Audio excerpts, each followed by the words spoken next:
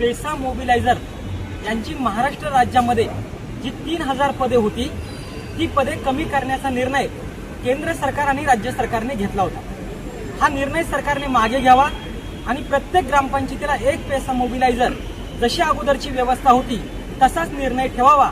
याच्यासाठी आदिवासी अधिकार राष्ट्रीय मंच, पेसा मोबिलायझर संघर्ष समिती हे मागील 3 महिने सातत्याने रस्त्यावर लोकशाही मार्गाने संघर्ष ते करत आहेत। 1 जुलैला आझाद मैदानला मोठं आंदोलन झालं, त्याच्या अगोदर पुण्याला मोठं आंदोलन झालं आणि नुकतंच 4 ऑगस्टला आपण राळेगाव येथे आंदोलनाची घोषणा केलेली होती। परंतु त्याच दरम्यान राज्य शासनाने त्याला सकारात्मक प्रतिसाद दिला। राज्याचे आदिवासी विकास मंत्री माननीय डॉक्टर अशोक उईके साहेब यांनी आम्हाला निरोप दिला। आमचे नेते आपल्या सगळ्यांचे डॉक्टर अजित नवले त्यांना त्यांचा फोन आला, निरोप दिला की तुम्ही आंदोलन थांबवा, आम्ही मंत्रालयामध्ये मीटिंग लावतो, तुम्ही चर्चेला या, आपण ह्या प्रश्नाचं सकारात्मक उत्तर काढण्याचा प्रयत्न करू। आणि त्याच्यानुसार आज दिनांक 5 ऑगस्टला मंत्रालयामध्ये मीटिंग झाली। त्या मीटिंगला मुख्यतः मार्क्सवादी कम्युनिस्ट पक्षाचे पॉलिट ब्युरो सदस्य, अखिल भारतीय किसान सभेचे राष्ट्रीय अध्यक्ष डॉक्टर अशोक ढवळे, पॉलिट ब्युरो सदस्य आणि आदिवासी अधिकार मंचाच्या राष्ट्रीय नेत्या कॉम्रेड मरियम ढवळे, आमदार विनोद निकोले आणि किसान सभेचे राज्याचे नेते, केंद्रीय सहसचिव आणि या सगळ्या लढ्यात ज्यांनी सुरुवातीपासून आम्हाला सहकार्य केलं ते डॉक्टर अजित नवले आणि जवळजवळ 7 ते 8 जिल्ह्यातून आलेले पेसा मोबिलायझर असं शिष्टमंडळ आज मंत्रालयामध्ये ह्या विषयाविषयी चर्चेला आलं होतं।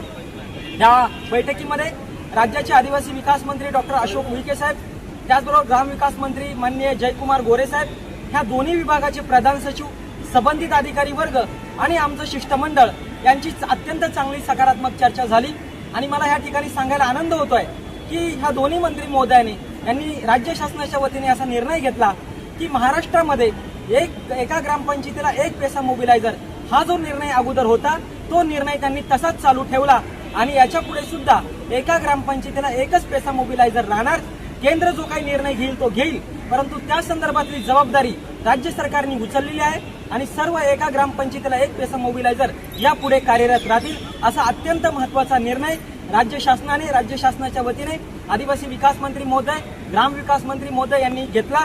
आम्ही राज्य शासनाचे आणि या दोन्ही मंत्री महोदयाचे आदिवासी अधिकार राष्ट्रीय मंच आणि पेसा मोबिलायझर संघर्ष समिती यांचे आम्ही अभिनंदन आणि आभार व्यक्त करतो की अत्यंत महत्त्वाचा निर्णय त्यांनी ह्या पेसा मोबिलायझरसाठी घेतला।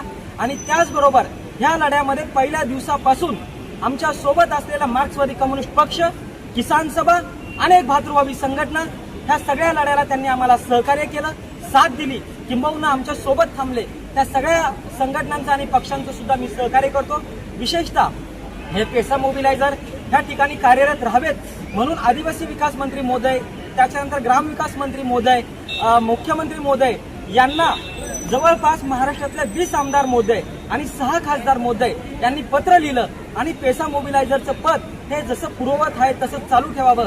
त्या आमदार आणि खासदार महोदयांचे सुद्धा आम्ही आभार व्यक्त करतो। आणि हा लढा ज्यांच्यामुळे पुढे गेला, हा लढा ज्यांच्यामुळे इथपर्यंत यशस्वी आला त्या म्हणजे आमच्या राज्यातल्या सर्व पेसा मोबिलायझर, त्या आदिवासी महिला असतील, पुरुष असतील, सर्व महाराष्ट्रातले 3000 पेसा मोबिलायझर यांच्या एकजुटीचा, त्यांच्या निर्धाराचा, त्यांच्या चिवटपणाचा आणि त्यांच्या लढाऊपणाचा हा विजय आहे असं आम्ही या ठिकाणी सांगतो। राज्य शासनाचे आणि सर्व ज्यांनी सहकार्य केलं त्यांचे आम्ही आभार व्यक्त करतो। धन्यवाद।